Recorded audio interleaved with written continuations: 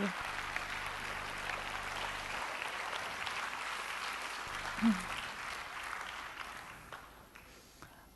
Good evening. Do you hear? Yes. Good evening, and thank you for coming on a Sunday evening. And thank you for Internazionale for organizing this, and for the Parco della Musica. It's a totally new experience for me to do things with musical vehicle.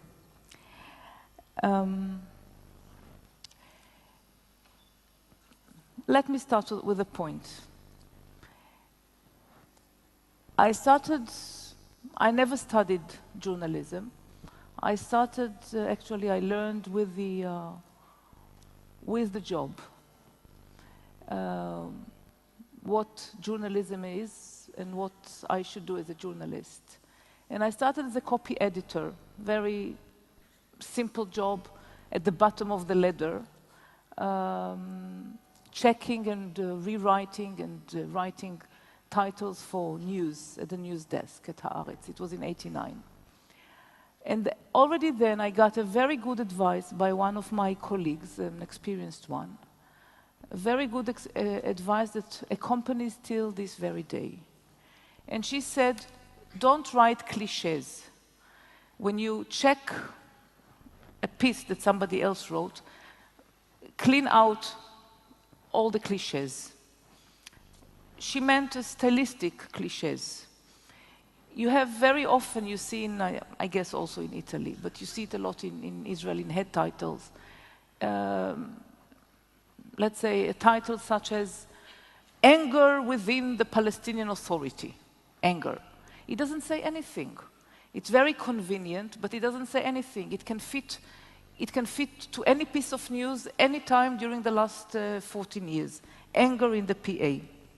It doesn't fit to anything specific. Or another form of cliche. Let's say this day of a strike, I invented this cliche, but I wouldn't be surprised if somebody fell into it and used this cliche. All traffic stopped in Rome, which is not true because there were private cars driving. But you want to convey that there was something dramatic and no public transportation, so journalists might fall into this cliche. Or another cliche which I remember was both in Israel and in the States, when there was disruptions in the supply of electricity in New York. There was a title, Darkness in New York, but the stoppage of electricity occurred during the day, so it could not have been dark during the day. So these are very typical cliches, and there are many others that are connected to idioms, and every language has its idioms that are very easy to be used by saying nothing, don't give any information. Very often these cliches tell about some laziness, either of the writer or of the editor. Laziness to find an original formulation or an original description of what happened. So you say something which is general, which is vague, which can fit to any situation, and that's it. You filled the space and you can go home and rest. So this advice is very useful, and to all of you who are beginners or not beginners, and I always say, don't use cliches as journalists. And don't hide behind those idioms and tokens and formulas. This is true about stylistic cliches. But there is much greater a danger to a journalist and to journalist work, and these are the mental cliches, not only the stylistic, but the mental are much more dangerous. The patterns, the formulas that are being used that direct a journalist in what he or she look for or write about, or the way they describe it. The mental cliches are a real mine in our job.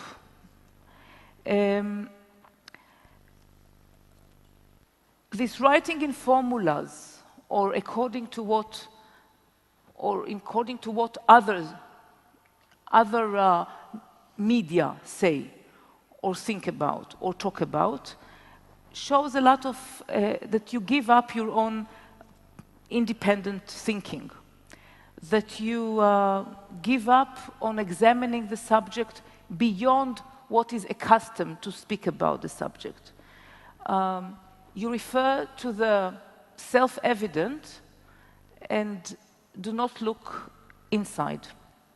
I'll be more specific, I'll give you an example. During this week that I spent in Rome, I was interviewed by several Italian journalists. And all of them were very interested in the Annapolis meeting that took place at the beginning of the week. George Bush, representatives of Arab states, Palestinian Authority, and Israel. And of course, I was all the time asked, it is a proof for the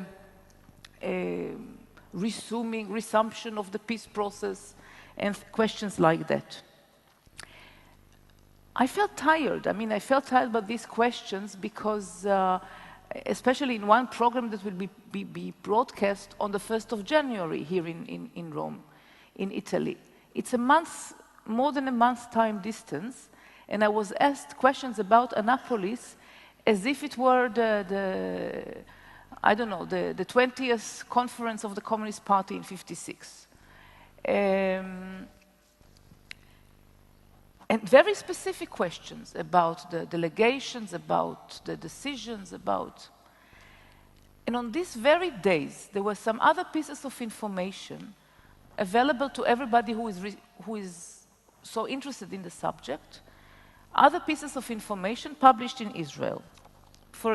I'll give you.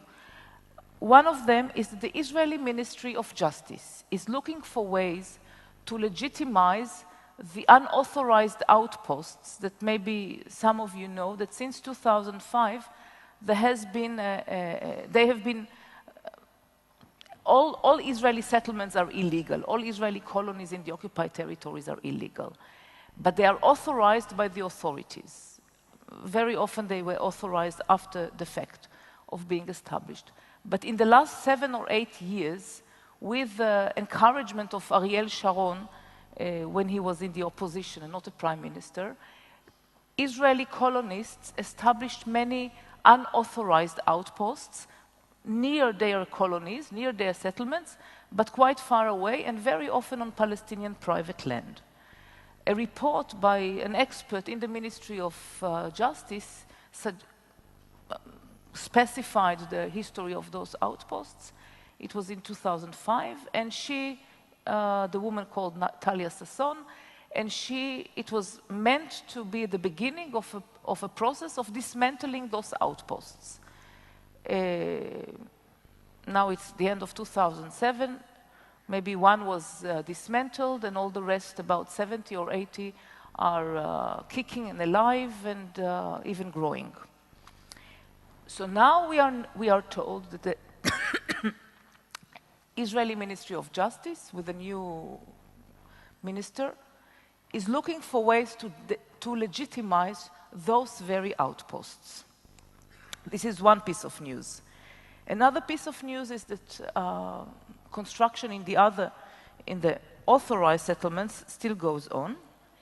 Another piece of information, very important, is that Israeli High Court allows the government to cut the supply of fuel to the Gaza Strip. It postponed in 2 weeks the decision about the cut of electricity supply to the Gaza Strip.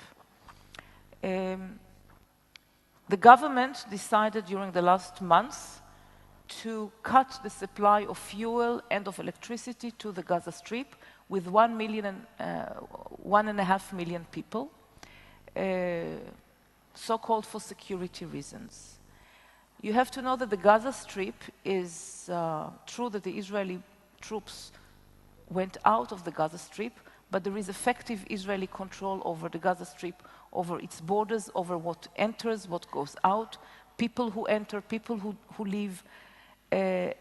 Actually, since June, since the Hamas takeover, military takeover of Gaza, Israel does not allow Palestinians to leave or to enter into the Gaza Strip, and cut into minimum the goods which enter, and there are no goods which go out, or almost no goods which go out. So this is effective control over the Gaza Strip. Palestinians buy fuel and electricity from Israel. According to the Oslo Accords, they cannot buy it from elsewhere. I mean, they buy a little bit of electricity from Egypt.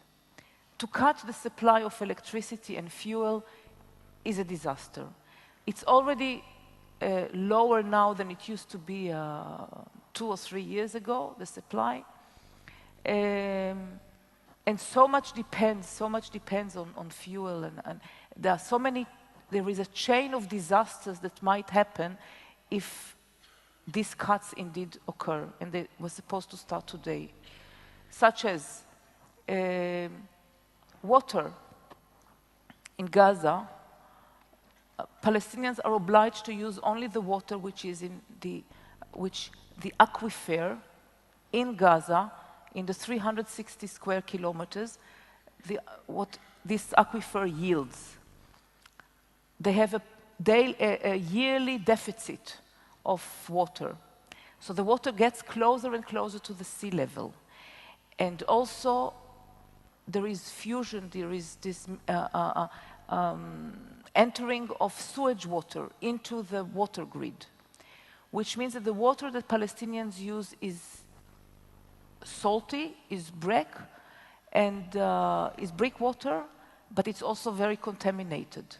So you have almost every house, well, I guess not, because people do not have the money, but people are dependent on desalinated water, which are distributed by the municipalities, and many people, not enough, have special desalination and purification instruments or facilities in their homes, like in India. Now, if there is no enough fuel, no enough electricity, because this is working on electricity and fuel, people will have to use the untreated water, which will cause all kinds of diseases. Already people have sort of diseases which are due to this water. This is just a little example. 10 Israeli and Palestinian NGOs, human rights NGOs, appealed to High Court demanding to halt the Israeli decision about stoppage of fuel and electricity.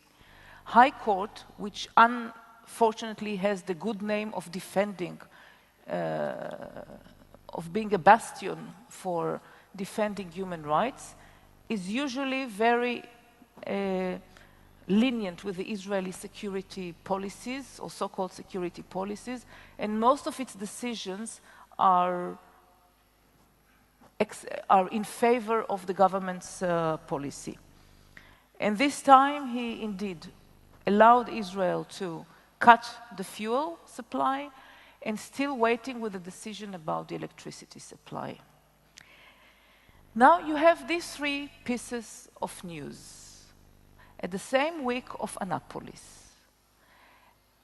No, I don't read Italian, but those who interviewed me did not know or did not ask me about these pieces of news. They spoke about Annapolis as the peace process, as a peace meeting, as a peace conference, as showing that we are on the right direction. First of all, it shows, and I'm sorry that I have to refer to something so specific, but it shows some sort of mental laziness.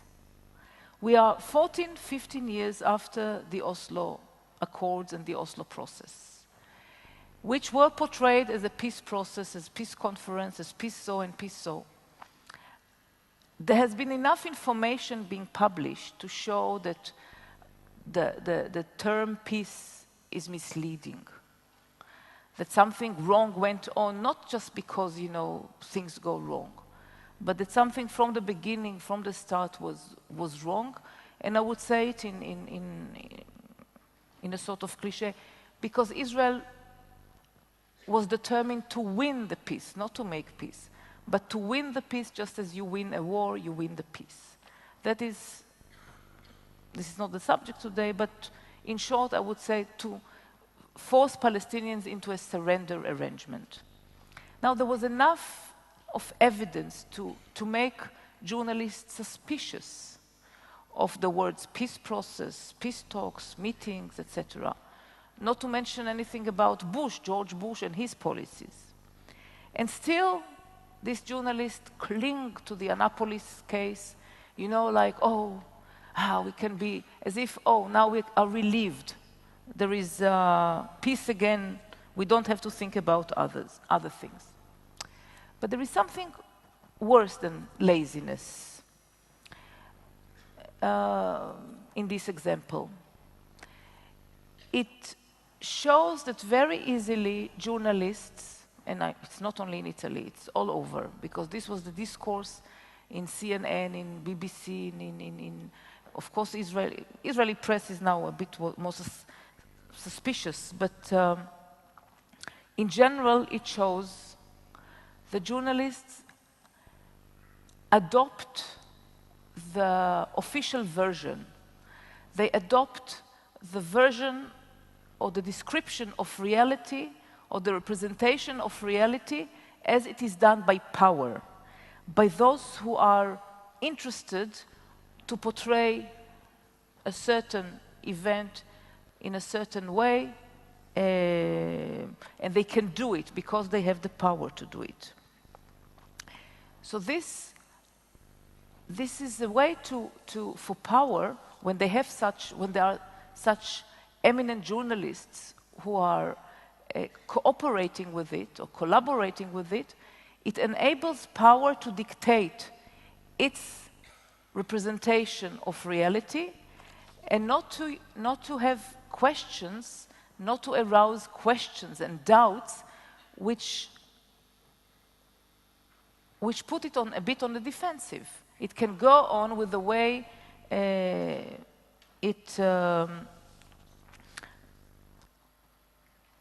it wants things to happen.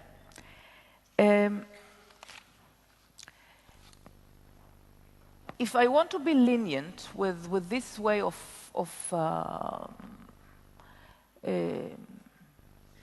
with this sort of journalism that adopts the official version as the real one, as the real thing, as the objective cosmological order of things, I would say it is very much due to the socialization that, in a way, each of us goes. Socialization in the sense that we all copy from each other until we stop knowing that we copy from each other, until we think that this is really the natural order of things. We are influenced by TV, by commercial ads. We are influenced by what the church says, by what is said in schools. We all go through this socialization process that always we accommodate ourselves with what is surrounding us, until indeed what is natural and what is historical completely blend in our mind. We cannot differentiate between what is natural, what is biological, and what is historical, sociological, what is the result of human beings' doings. And in this process of socialization, we accept rules, we accept axioms, or we accept realities as if events, as if they were axioms, as if it is really like the sun and the moon. So, for example, and I always will give the examples that are best known to me. Terror is always the reason for things. When, of course, when Israeli journalists, but I think that many journalists in the West, when they describe Israeli policies, it is always, Israeli policies are always taken or described or portrayed as a reaction to Palestinian terror. There is something, there is this essentialism. There is terror, and now the West fights against terror. It is true about Palestinians, it is true, of course, about all forms of terror that we encounter. Occupation does not exist. I see it with acquaintances of mine in Europe who are not aware of how occupation is daily manifestation and daily exercise of violence. Daily, every moment.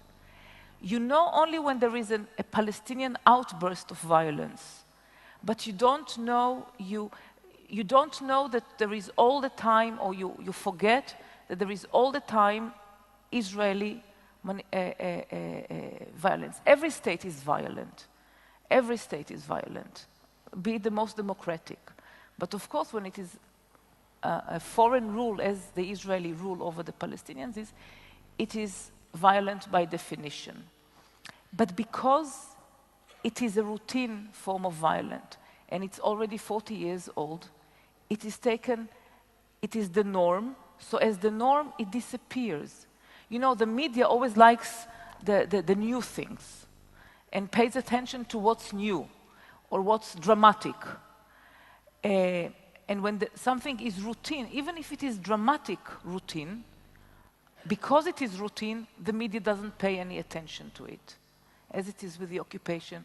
I think that 2 or 3 or 4 weeks ago, I gave a list at Internazionale of just an example of one day of occupation. How many events of violence that go unmentioned, of course in the Israeli press, of course in the international press, and even in the Palestinian press. You cannot cover all these examples of daily violence. And I'm not talking even about killing. So this is one example of how socialized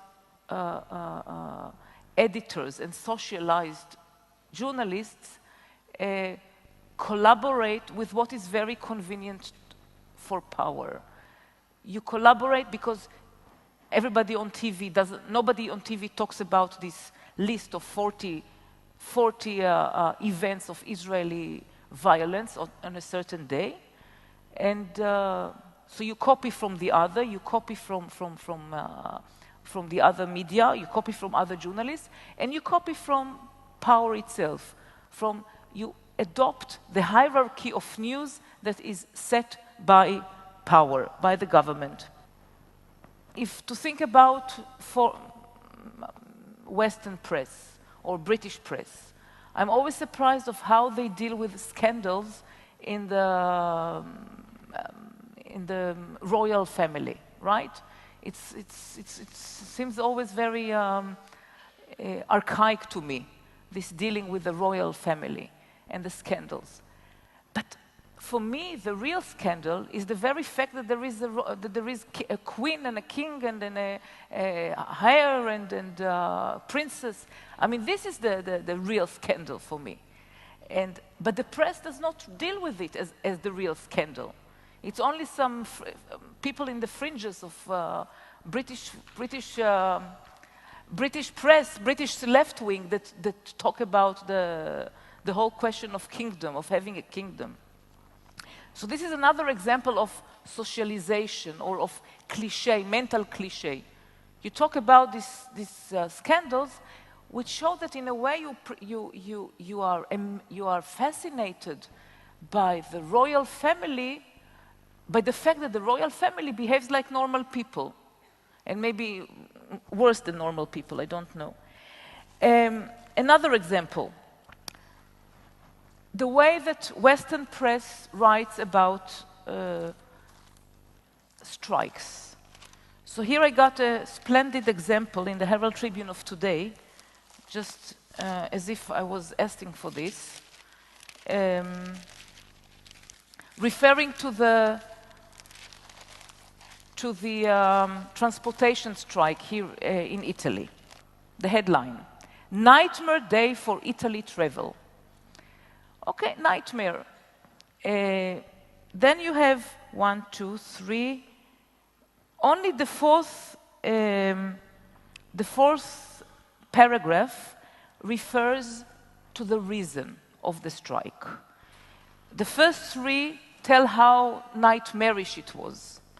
And then you have one paragraph which says, "We're meant to protest planned cuts in government financing to the transport sector. Unions say the government is not investing in transportation." All the rest is again about what a nightmare it was, and how people complain, and how people suffer. But I want to know more things about what are the reasons. What does it mean to cut, not to finance transportation? Won't it be a nightmare if the government does not pay enough for the transportation, if does not develop this sector? It will be also a nightmare. So maybe they want to defend the public from future disasters and nightmares. But this is a typical Western headline, a head title for a strike. The strike is always terrible for the people. It is always a nightmare, and you don't give the reasons, you don't give enough information or the necessary information to understand why. And this is, I guess it's somehow connected to the New York Times, and this is a paper that always says all the news that fit to print, and you always have to be balanced, and you always have to be objective. But from the very weighing of the number of paragraphs that deal with what a nightmare it was, and with the facts themselves, the reasons themselves, you see how unbalanced it is. So this is, again, typical for giving news that fit in a way that fits the way that power wants things to be portrayed.